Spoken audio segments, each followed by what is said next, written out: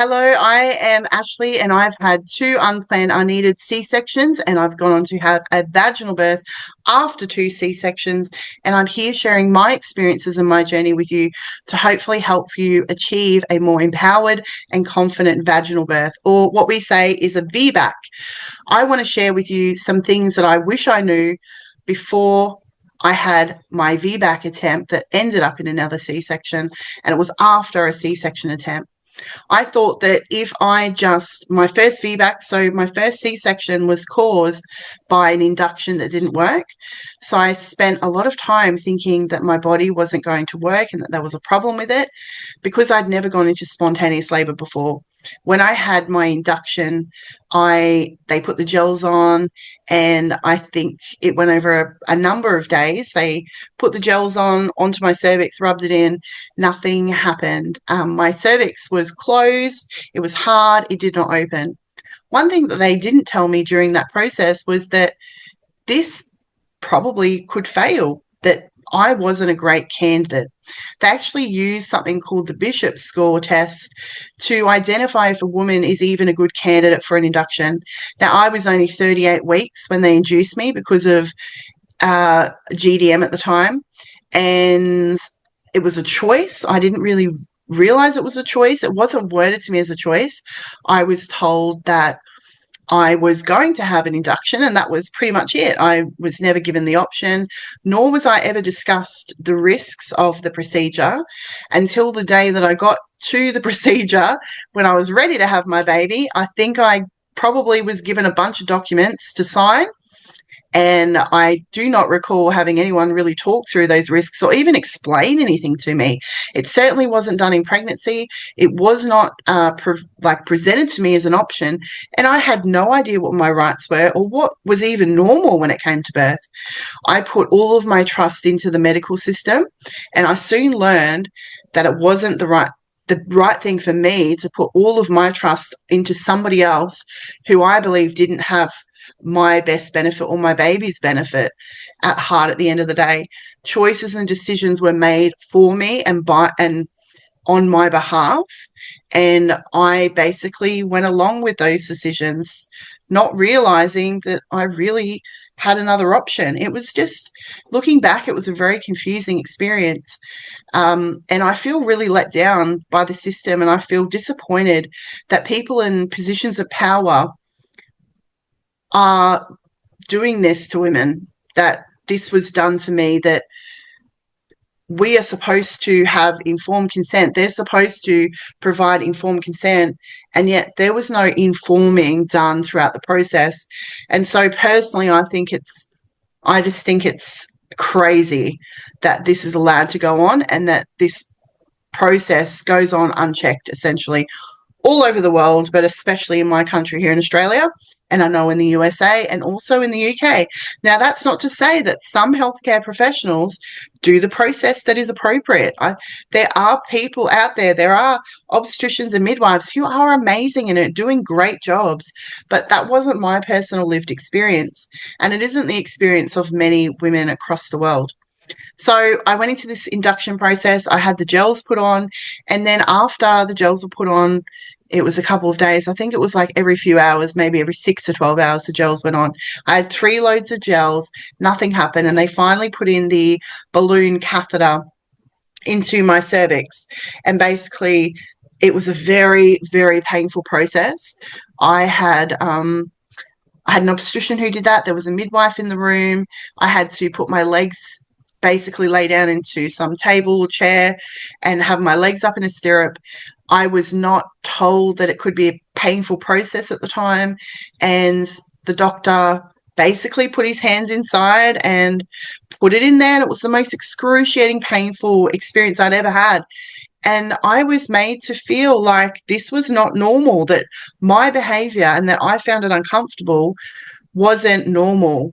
And so I was like, what? I can't do this. I was closing my legs. I didn't want him in there. It was so painful. And I thought, if this is how painful it is when he's just doing this, how am I going to handle birth? But the difference between this is that he was physically trying to jam something into my cervix, which was hard and closed and really tightened up. Of course it's going to be painful. But there was no consent or conversation around this process or procedure.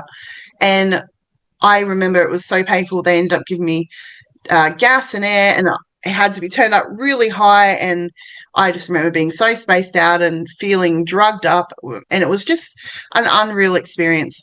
I remember going back to the room, and then overnight we were left, and hopefully the process was, it was going to hopefully open up my cervix. They came in at 5 o'clock or some ridiculous time in the morning and said, oh, it hasn't worked. Okay, well, the team's coming on board soon, so they'll come in and talk to you about your options. And, you know, the thing that I really wish that I'd known when I went into my next birth after that was the induction was just part of the process that I had to try to avoid.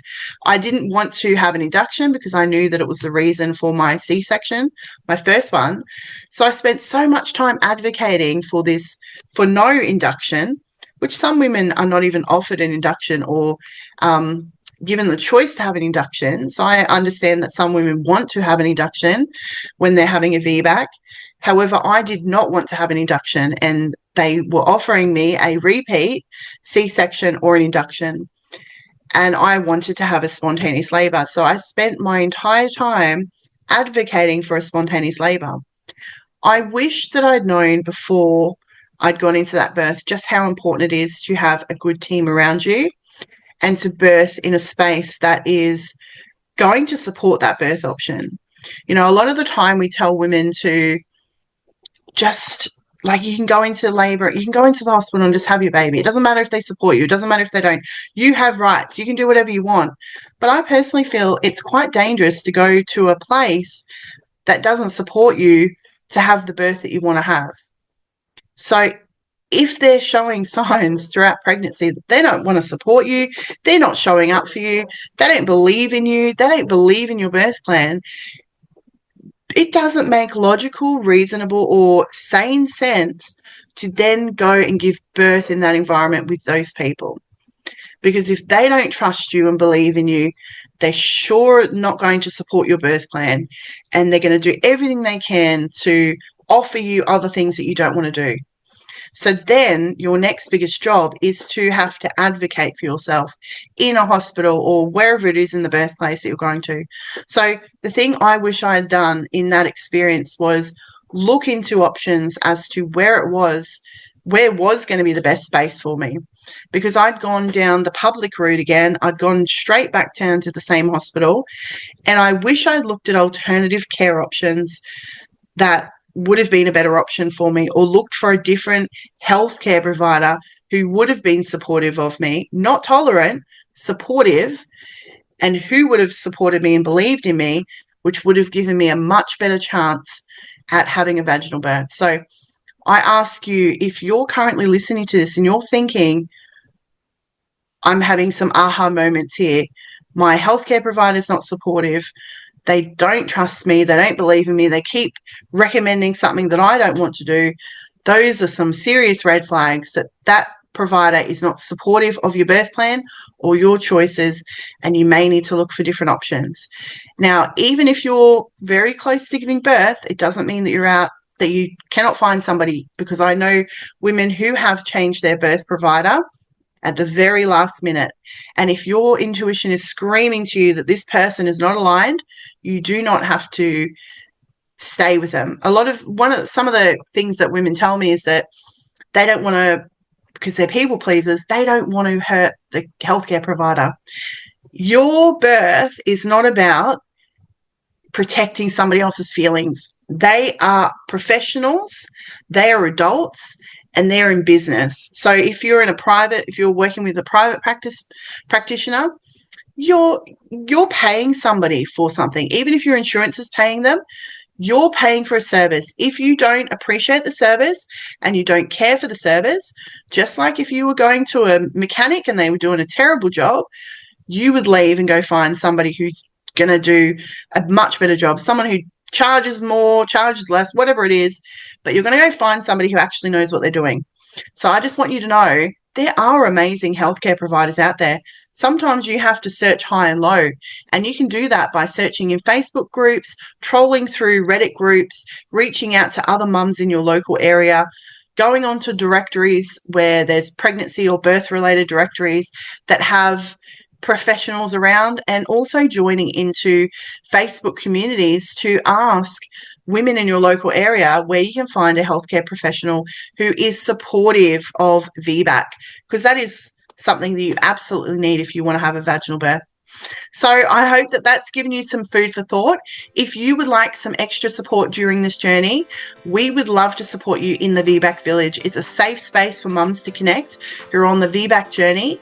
And also in there is a course for VBAC that gives you all the information and steps, a framework to support you to know. It's basically a roadmap to help you set yourself up to give yourself the best chance at achieving a vaginal birth. If that feels like the space for you, we would love to see you in there. I will bring out a new video soon. I look forward to seeing you then. Bye.